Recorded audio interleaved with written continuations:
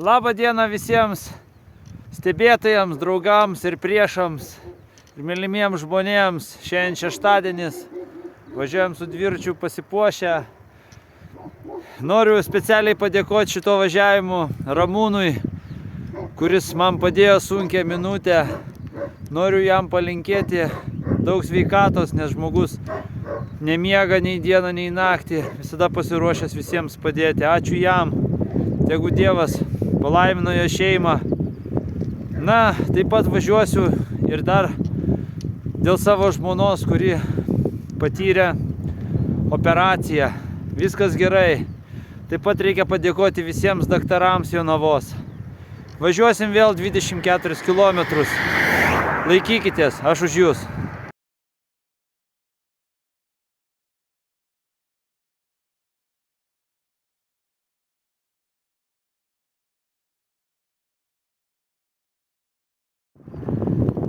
Šiandien šeštadienis, 22 diena, žaidžia vakare Lietkabelis su Jonava. Jonava priima Lietkabelį. Mes kaip tikri jonaviečiai eisime žiūrėti ir sirgti už Jonavą. Visus kviečiu jonaviečius prisidėti ir palaikyti mūsų komandą. Ne tik tai sportuoti, bet ir padėti sportuoti profesionalams. Oras nuostabus. Vėjas pučia į nugarą. Greitis fantastiškas.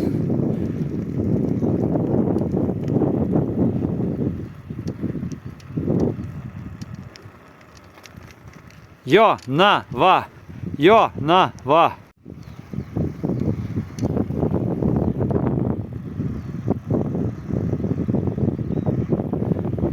Važiuoju, jau tikrai nešalta.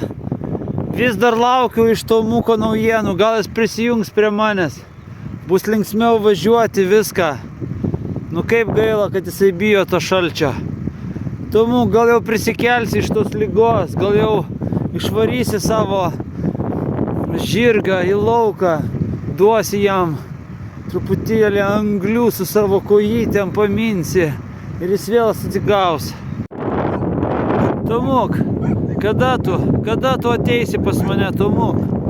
Aš jau pasipuošiau, visas geltonas, šalmu, viską, noriu būti toks kaip tu kietas, tikras dviratininkas.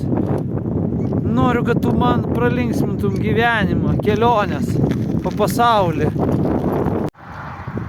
Na, mielieji, noriu atsakyti keletą klausimų. Manęs klausia labai daug žmonių. Kodėl aš nepasiduodu, kodėl ar šalta, ar šilta. Aš važiuoju su dviračiu ir į darbą aš važiuoju su dviračiu. Matot, buvau kadaise labai stiprus sportininkas, bėgiodavau, žaisdavau krepšinį. Kaulai paseno, liko dviratis. Todėl mano tėvas irgi, būdamas senas, visada su slidėm varydavo ar šilta, ar šalta. Tai yra valios ugdymas. Ir aš niekados nepasiduodu, nors ir skauda man viską. Bet aš važiuoju su dviračiu. Negaliu prabėgti 100 km, negaliu krepšinio 2 valandas žaisti. Liko dviratis, su dviračiu netaip skauda raumenys, kaulai. Todėl pravažiuoju 50 km ir jaučiuosi gerai. Todėl ir jūs nepasiduokite, kas beskaudėtų, ar būtų blogai. Nors ant dviračio praminkite porą kilometrų. Nors ir vėjas, nors ir šalta. Taip ugdoma valia. Šiandien padarysim didesnį kilometražą.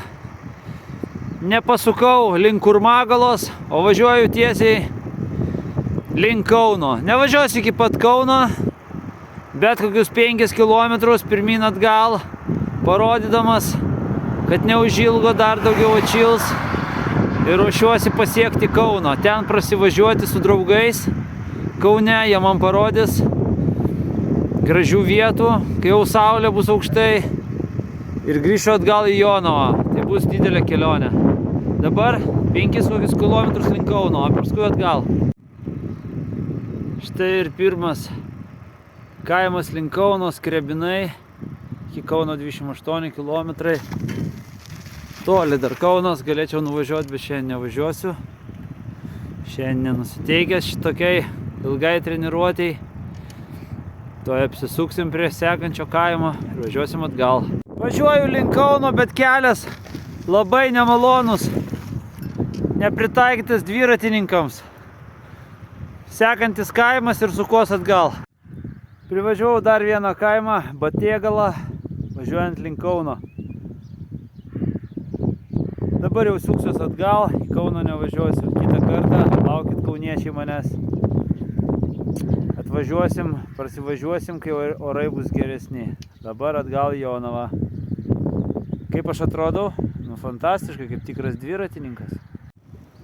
Na ką, pasukau nuo Batėgalos į Kurmagalą ir važiuojam link Jonavėlės. Dabar truputėlį prieš vėją. Šalta, bet ne tokiems vyrams kaip aš.